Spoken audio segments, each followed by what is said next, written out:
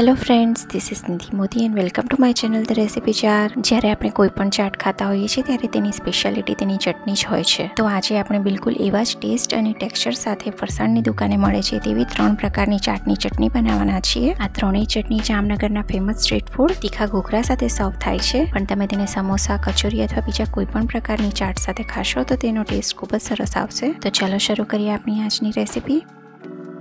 તીખા ઘૂઘરા સાથે 3 ચટણી સર્વ થતી હોય છે. તેમાં સ્વીટ ચટણી, ગ્રીન ચટણી અને ગાર્લિક ચટણી એટલે કે લસણની ચટણી સર્વ થાય છે. સૌથી પહેલાં આપણે સ્વીટ ચટણી રેડી કરવાના છે. સૌથી પહેલાં મેં 1.5 કપ પાણી લીધું હતું. તેમાં 100 ગ્રામ જેટલો ગોળ એડ કરી દીધો હતો. ત્યારબાદ તેને કલાક માટે એ જ રીતે રાખી લીધું હતું જેથી ગોળ પાણીમાં સરખી રીતે ઓગળી જાય.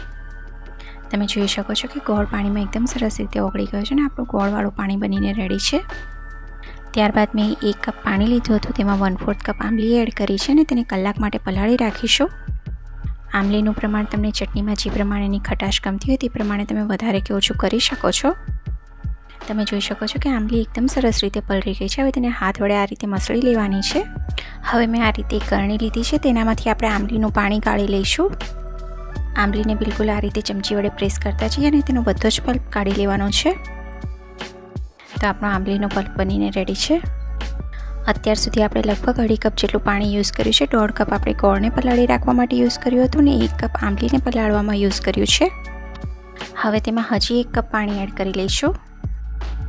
ત્યારબાદ હવે તેમાં 1/2 કપ કોર્નફ્લાવર એડ કરી દેવાનું છે. જો તમારી પાસે કોર્નફ્લાવર ના હોય તો તમે આરારૂટ પણ યુઝ કરી શકો છો. ત્યારબાદ કોર્નફ્લાવરને આંબલીના પાણીમાં સરખી રીતે મિક્સ કરી લઈશું. હવે કોર્નફ્લાવર બિલકુલ સરખી રીતે મિક્સ થઈ ગયો છે. આગળની પ્રોસેસ જોઈ લઈએ. ત્યારબાદ મેં આ રીતે એક નાના ખલમાં 1/2 ટીસ્પૂન આખા ધાણા લીધા છે. ત્યારબાદ તેમાં 1/2 ટીસ્પૂન વલિયારી એડ કરી લઈશું. હવે આ બંનેને અધકચરા ખાંડી લેવાના છે. તમે જોઈ શકો છો કે બિલકુલ આ રીતે તેને અધકચરા ખાંડી લઈશું. હવે મેં આ રીતે એક પેન લીધું છે. પેનમાં આપણે જે ગોળનું પાણી રેડી કર્યું હતું તેને એડ કરવાનું છે, પણ તેને આપણે એકવાર ગાળીને એડ કરીશું જેથી જો તેમાં કોઈ પણ પ્રકારનો કચરો હોય તો તે નીકળી જાય. આ ચટણી બનાવવા માટે તમારી પાસે ઘરમાં જે પણ ગોળ અવેલેબલ હોય તમે તેનો યુઝ કરી શકો છો. હવે તેમાં 150 ગ્રામ ખાંડ એડ કરી લઈશું. આ ચટણીમાં તમારે ખાંડની જગ્યાએ થોડું ગોળનું પ્રમાણ વધારી દેવું હોય તો પણ તમે કરી શકો છો. હવે ગેસની ફ્લેમને ઓન કરી લઈશું અને ખાંડ ઓગળે ત્યાં સુધી આપણે આ ગોળના પાણીને બોઇલ કરવાનું છે. તમે જોઈ શકો છો કે ખાંડ બિલકુલ સરસ રીતે ઓગળી ગઈ છે. હવે તેને એકવાર બોઇલ કરી લઈશું. જ્યારે પાણી બોઇલ કરીએ છીએ ત્યારે ગેસની ફ્લેમ મીડિયમ રાખીશું અને પાણી બોઇલ થાય ત્યારબાદ ગેસની ફ્લેમને સ્લો કરી દઈશું. તમે જોઈ શકો છો કે પાણી બોઇલ થઈ ગયું છે અને ગેસની ફ્લેમને આપણે લો કરી દેવાની છે. હવે તેમાં આપણે જે આંબલી અને કોર્નફ્લાવરનું મિક્સર રેડી કર્યું છે તેને એડ કરવાનું છે. તમે જોઈ શકો છો કે કોર્નફ્લાવર બિલકુલ તળિયે બેસી ગયો છે, તો તેને એકવાર આ રીતે હલાવી લઈશું. તેને આ રીતે એકવાર હલાવ્યા બાદ ગોળના પાણીમાં એડ કરવાનું છે. હવે જ્યારે આપણે ગોળવાળા પાણીમાં કોર્નફ્લોરનું પાણી એડ કરીએ છીએ ત્યારે તેને સતત હલાવતા રહેવાનું છે જેથી તેના લમ્સ ના પડી જાય અને તે પેનના તળિયે ચીપકી ના જાય. ત્યારબાદ તેમાં આપણે જે આખા ધાણા અને વલિયારીને ખાંડીને રાખ્યા હતા તેને એડ કરી દઈશું. 1 ટીસ્પૂન ચીલી ફ્લેક્સ એડ કરી લેવાના છે. ત્યારબાદ બિલકુલ પિંચ જેટલો ઇલાયચીનો પાવડર એડ કરીશું. હવે તેમાં 1 ટીસ્પૂન જેટલી હળદર એડ કરવાની છે. ત્યારબાદ આ બધાને ચટણીમાં સરખી રીતે મિક્સ કરી લઈશું. અહીંયા આપણે ચટણીમાં કોર્નફ્લાવર એડ કર્યું છે એટલે જેમ જેમ તે કૂક થતી જશે તેમ તેમ તે થીક થતી જશે. અત્યારે મેં બીજું 1/2 કપ જેટલું પાણી એડ કર્યું છે. હવે લગભગ 3 થી 4 મિનિટ માટે તેને આ જ રીતે કૂક કરી લેવાની છે. જો તમને લાગે છે કે ચટણી વધુ પડતી થીક છે તો તમે તેમાં જરૂર પ્રમાણે પાણી એડ કરી અને તેની કન્સિસ્ટન્સી એડજસ્ટ કરી શકો છો. 3 થી 4 મિનિટ થઈ ગઈ છે અને બિલકુલ પરફેક્ટ કન્સિસ્ટન્સીમાં ચટણી આવી ગઈ છે. તો હવે ગેસની ફ્લેમને બંધ કરી લઈશું. જો તમને હજી થોડી પાતળી જોઈતી હોય અથવા તો હજી થોડી જાડી જોઈએ તો એ પ્રમાણે તમારે પાણી એડ કરવાનું છે.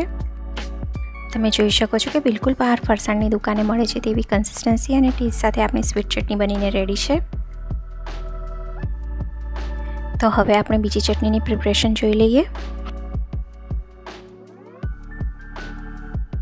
હવે અહીં આપણે ગ્રીન ચટણી રેડી કરવાની છે. તેના માટે મેં અહીં આ રીતે જાડા મરચાં લીધા છે.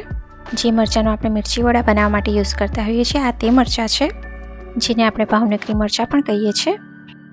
હવે મેં તેને આ રીતે મોટા મોટા પીસમાં કટ કરી લીધા છે. ત્યારબાદ હવે મિક્સર જાર લેવાનો છે. તેમાં આ મરચાંને એડ કરી દઈશું. હવે તેમાં 1/4 કપ લીલા ધાણા એડ કરી લેવાના છે. અત્યારે મેં મરચાં 7 થી 8 નંગ લીધા હતા, તેની સામે 1/4 કપ ધાણા લીધા છે. ત્યારબાદ તેમાં 1 ટેબલસ્પૂન શિંગદાણા એડ કરી લઈશું. ત્યારબાદ આ બધાને એકવાર પાણી એડ કર્યા વગર જ ગ્રાઇન્ડ કરી લેવાનું છે. ત્યારબાદ આ રીતે તે એકવાર અધકચરું ગ્રાઇન્ડ થઈ જાય ત્યારબાદ તેને આ રીતે એકવાર હલાવી લેવાની છે. હવે તેમાં પિંચ જેટલી જ હળદર એડ કરવાની છે, તેનાથી વધારે હળદર એડ નથી કરવાની. હવે તેમાં સ્વાદ પ્રમાણે મીઠું એડ કરી લઈશું. હવે આ ચટણીનું સૌથી મેઇન ઇન્ગ્રેડિયન્ટ આપણે તેમાં લીંબુના ફૂલ એડ કરવાના છે. અહીં બને ત્યાં સુધી આપણે લીંબુના ફૂલનો જ યુઝ કરીશું, પણ જો તમારી પાસે ના હોય તો તમે લીંબુનો રસ એડ કરી શકો છો. અત્યારે લગભગ મેં 1/4 ટીસ્પૂન જેટલા લીંબુના ફૂલ એડ કર્યા છે. હવે તેમાં 1/4 કપ જેટલું બીજું પાણી એડ કરી અને તેને ફરીથી ગ્રાઇન્ડ કરી લઈશું. તમે જોઈ શકો છો કે આપણી ગ્રીન ચટણી બનીને રેડી છે. તમે જોઈ શકો છો કે અહીં ચટણીમાં હળદર એડ કરવાને લીધે તેનો કલર એકદમ સરસ બ્રાઇટ આવ્યો છે. તો આપણી ગ્રીન ચટણી બનીને રેડી છે, પણ તમારે જો તેની કન્સિસ્ટન્સી હજી થોડી પાતળી કરવી હોય તો તમે થોડું પાણી હજી પણ એડ કરી શકો છો. હવે આપણે ત્રીજી ગાર્લિક ચટણી રેડી કરી લઈશું. તેના માટે મેં અહીં આ રીતે 10 થી 12 લાલ મરચાંને થોડીવાર પહેલાં એટલે કે કલાક પહેલાં પાણીમાં પલાળી રાખ્યા હતા. ત્યારબાદ હવે આ રીતે એક મિક્સર જાર લેવાનો છે, તેમાં આપણે પલાળેલા મરચાં એડ કરી દઈશું. ત્યારબાદ તેમાં 15 થી 17 લસણની કળીઓ એડ કરી છે. આ ચટણીમાં લસણનું પ્રમાણ થોડું આગળ પડતું જ હોય છે. હવે તેમાં 1 ટીસ્પૂન જીરું એડ કરી લઈશું. ત્યારબાદ તેમાં સ્વાદ પ્રમાણે મીઠું એડ કરી લઈશું. અહીં આપણે જ્યારે મરચાંને પલાળીએ છીએ ત્યારે એકવાર એને સરખી રીતે સાફ કરી અને ધોઈને પછી પલાળવાના છે. હવે આપણે જે પાણીમાં મરચાંને પલાળી રાખ્યા હતા તે જ પાણીનો યુઝ આપણે મરચાંને ગ્રાઇન્ડ કરવા માટે કરીશું. હવે તેને ગ્રાઇન્ડ કરી લેવાનું છે. ચટણી ગ્રાઇન્ડ થઈ ગઈ છે, ચેક કરી લઈએ. જો ચટણીને ગ્રાઇન્ડ કરતી વખતે તમારે બીજા પાણીની જરૂર પડે તો તમે તે એડ કરી શકો છો. અહીં આપણી ગાર્લિક ચટણી બનીને રેડી છે. ચટણીની કન્સિસ્ટન્સી કેવી રાખવી છે તે તમારા પર ડિપેન્ડ કરે છે. તો આપણી ત્રણેય ચટણી બનીને રેડી છે, તેને સર્વિંગ બાઉલમાં લઈ લઈશું. ફ્રેન્ડ્સ, આ ત્રણેય ચટણી ખૂબ જ ટેમ્પટિંગ હોય છે. જામનગરના ફેમસ તીખા ઘૂઘરા સાથે સ્પેશિયલી આ 3 ચટણી સર્વ થતી હોય છે. પણ મેં તમને આગળ જણાવ્યું તે પ્રમાણે આ ત્રણેય ચટણી સમોસા, કચોરી અથવા કોઈપણ પ્રકારની ચાટમાં ખૂબ જ સરસ લાગે છે. તો ફ્રેન્ડ્સ, આ ત્રણેય ચટણીની રેસીપી ઘરે એકવાર જરૂરથી ટ્રાય કરજો. અને જો તમને મારી આજની આ રેસીપી ગમી હોય તો તેને લાઇક અને શેર જરૂરથી કરજો. અને જો તમે મારી ચેનલ પર નવા છો તો મારી ચેનલને સબસ્ક્રાઇબ કરી અને બેલ આઇકન પ્રેસ કરવાનું ભૂલતા નહીં, જેથી આવનાર દરેક વિડીયોની નોટિફિકેશન તમને મળતી રહે. તો ફરી મળીએ એક નવી રેસીપી સાથે. Till then take care and happy cooking.